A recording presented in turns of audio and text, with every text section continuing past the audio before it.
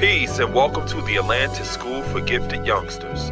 Thanks for watching and subscribing to our channel. So when you take it back to whoever brought up the number 4 in terms of culture and divine and destroy being the letter D in the alphabet, living in this kind of society, knowledge of self functions as a filtration process where we consistently have to look at things to put it into 2 different categories. Is this something that could be considered divine, or is this destroy? Right? Here's one of the flaws with that filtration process as well. We ourselves have not gone through that filtration process because we've been indoctrinated into a society where we have some skewed views and perspectives even about ourselves.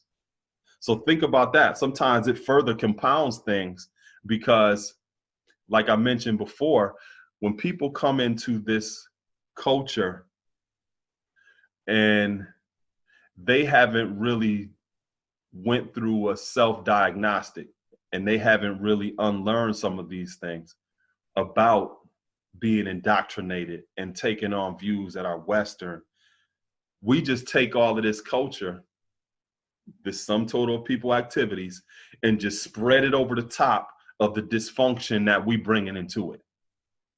And that's one of the reasons why you see oftentimes amongst some of our brothers and sisters a lot of just inconsistencies and contradictions.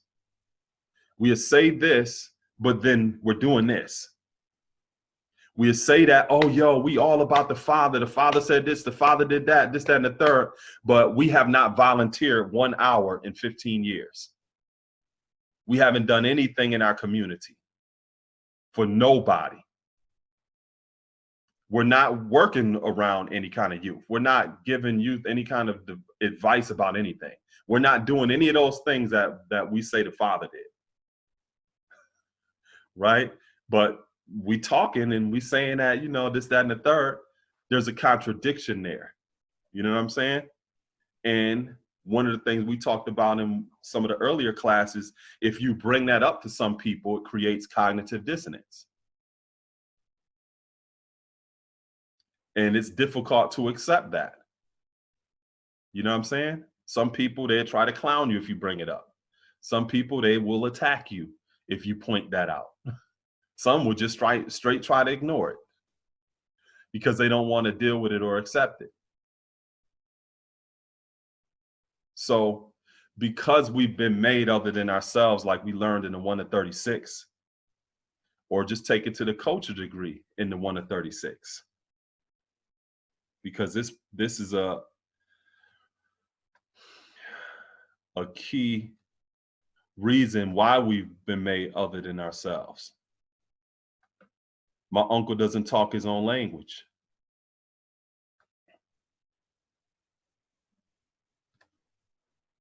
So when you look at that in relationship to culture, language is how you transmit principles and values. And I'm not even just simply talking about language in terms of what you communicate with your mouth. Most communication is nonverbal. That's your culture. So we're really demonstrating what we think this is by what we literally do. That is the evidence of our culture, more than what we say. But when it says my uncle doesn't talk his own language, when you're looking at that in the context of the 1 to 36, considering the fact that the 1 to 36 was written in a time where we were going through a Great Depression in this country as a people, and where the literacy rate was very low because you had people who migrated from the South and a lot of them worked on farms. A lot of people that were coming from the South migrating up north looking for jobs and other different opportunities, they weren't coming up here with no college degrees. Some of them dropped out of school where they only went as far as primary school.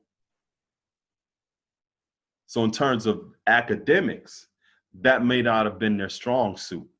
And that's one reason why when you listen to some of the lectures of the Honorable Elijah Muhammad, or if you read some of the books of the Honorable Elijah Muhammad, you can tell that he wasn't a very learned man academically. He was wise, but he wasn't really learned academically. So when Elijah's talking about my uncle, Farad is talking about my uncle, we're talking about our people during that time that didn't know our language. It's also talking about we didn't have access to certain principles and values that should have been transmitted to us, but because our people went through the Great Maafa, or we experienced colonialism, or we experienced the transatlantic slave trade, all of those various different experiences that cut us off from our mother tongue. Obviously, our uncle, he ain't gonna be able to talk it, which means we're not gonna be able to walk it. That's the exact same thing that we see even in this type of generation that we're living in. So that is to say that using knowledge of self as a filtration process is only one component. The other process also involves us being able to filtrate our own ideas about the way we see things.